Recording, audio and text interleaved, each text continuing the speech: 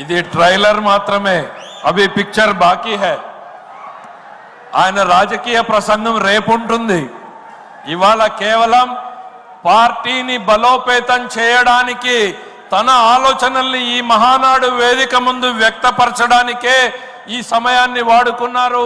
యువకులు, మహిళలు, రైతులు, కార్యకర్తలే పార్టీ భవిష్యత్తు అనేటువంటి నినాదంతో పార్టీలో రావాల్సినటువంటి మార్పులకు శ్రీకారం చుడుతూ ఈ మహానాడు వేదికతో ఆయన ఆలోచనల్ని పంచుకోవడానికి సమయాన్ని వినియోగించుకుంటూ ఆయన మరొక మార్పుకు కూడా శ్రీకారం చుట్టారు.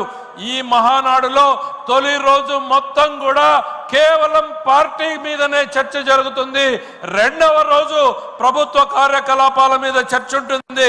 పార్టీని ఏ రకంగా బలోపేతం చేయాలి, ఏ దిశగా ముందుకు పోవాలి అనేటువంటి మార్పుకు కూడా శ్రీకారం చుట్టినటువంటి శ్రీ లోకేష్ గారి అద్భుతమైన ప్రసంగానికి ధన్యవాదాలు తెలియజేసుకుంటూ మన ముందు ఈరోజు ఇంకొక మహత్తరమైనటువంటి కార్యక్రమం ఉంది.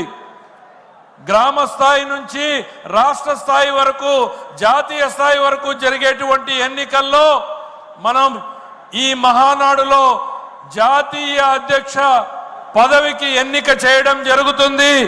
ఆ ఎన్నికల కార్యక్రమానికి ఎన్నికల నోటిఫికేషన్ ని విడుదల చేయాల్సిందిగా ఎన్నికల